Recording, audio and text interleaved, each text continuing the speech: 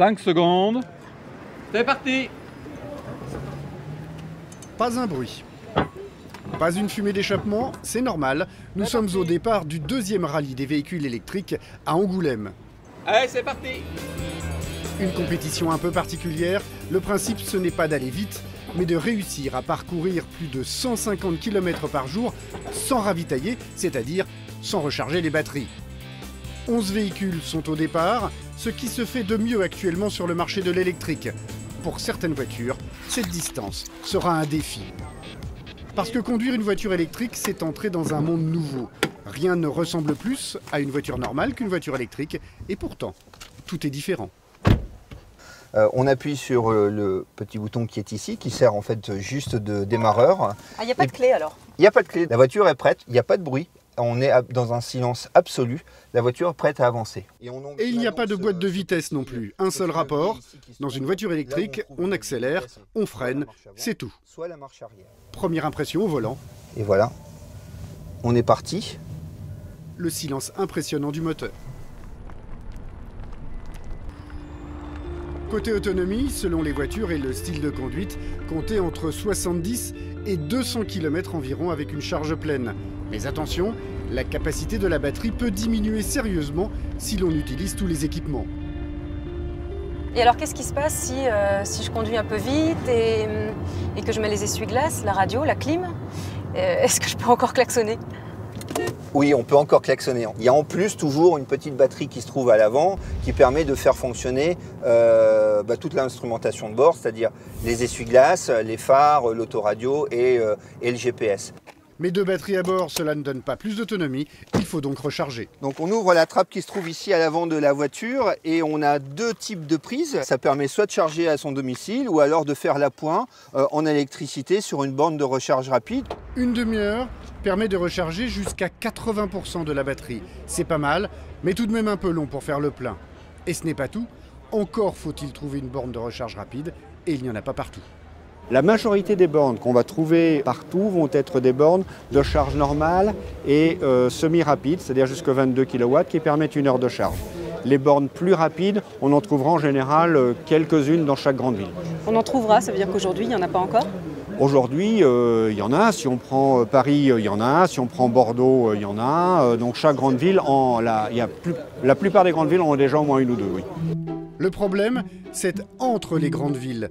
Alors pour rassurer les automobilistes, les industriels placent des bornes standards ou rapides, parfois gratuitement. Pour savoir où elles se situent, un site internet permet de les répertorier.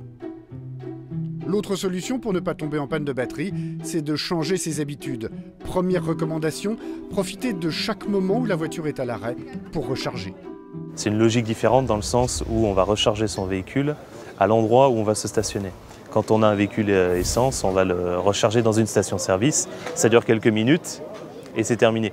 Quand on a un véhicule électrique, comme les recharges durent un peu plus longtemps, on va plutôt profiter du moment où le véhicule est garé pour le recharger.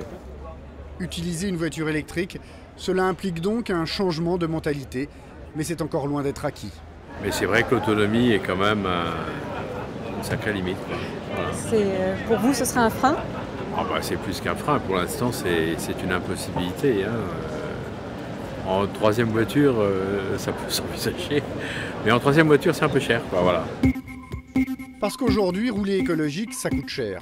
Même si un plein électrique revient 5 fois moins cher qu'un plein d'essence, il faut ajouter la location de la batterie, entre 50 et 80 € par mois. Et c'est sans compter le prix d'achat de la voiture électrique, 30% plus élevé par rapport à un modèle équivalent en essence.